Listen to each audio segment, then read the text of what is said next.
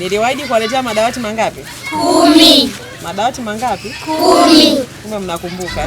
Ndio. Si jambo la kawaida kuona mikono ya dola ikigeuka kuwa mikono ya huruma. Mara nyingi tumezoea kuiona sare ya jeshi la polisi kama alama ya ulinzi na usalama, sio kama kivuli cha matumaini. Yaani moyo wa wengi umezoea picha ile ile kwamba matendo ya kujitoa kwa jamii hufanywa zaidi na viongozi wa kidini au wale walioko juu katika ngazi za maamuzi serikalini. Lakini kimya kimya kutoka ngazi ya chini kabisa ya uongozi, hatua imepigwa, hatua inayogusa moja kwa moja maisha ya watoto na mustakabali wa elimu yao.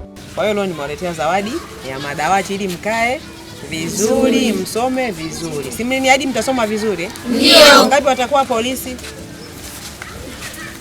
Jipigieni makofi. Na polisi wengi jamani. Ni katika mwanga huo ndipo askari wa kata ya Kalunde iliyopo ndani ya halmashauri ya manispaa ya Tabora mkoani Tabora, mkaguzi msaidizi wa polisi Emi Mwakawanga ameandika ukurasa mpya kwa watoto waliokosa tumaini la kufikia ndoto zao kwa ukabidhi madawati 10 kwa shule ya msingi ya Kalunde.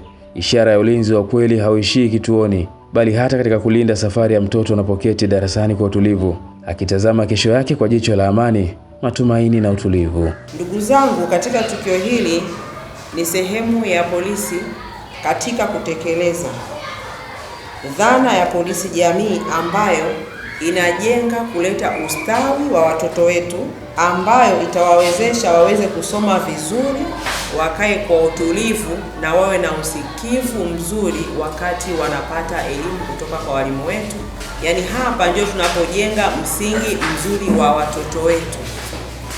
Na ndiyo maana tunatakiwa jeshi la polisi, wazazi pamoja na walimu tushirikiane sote kwa pamoja kuwajenga hawa watoto ili tupate kizazi ambacho kitakuwa ndio taifa na tegemeo la kesho.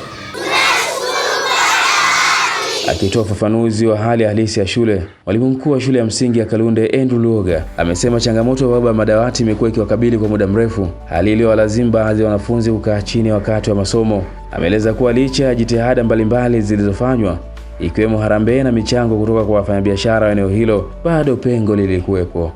Hata hivyo, juhudi hizo zimeanza kuzaa matunda, ambapo madawati kadhaa yameweza kutengenezwa na mengine kukarabatiwa kabla ya kupatikana kwa msaada wa madawati hayo.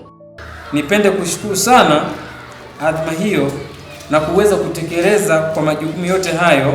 Dawati 11 zikawa zimepatikana, dawati 24 zikawa zimekarabatiwa na dawati 10 kutoka kwa kiongozi wetu hapa polisi kata ziliweza kupatikana na ambazo zimeshatengenezwa, kwani bila kutengeneza mnyororo wa polisi kata matunda kama haya yangechelewa sana kufika. Shukurani zangu nyingi sana zinakwenda kwa mama yangu polisi kata. Cha kumpa sina. Mwisho wa yote, tukio hili linabeba ujumbe mpana zaidi ya madawati yaliyokabidhiwa.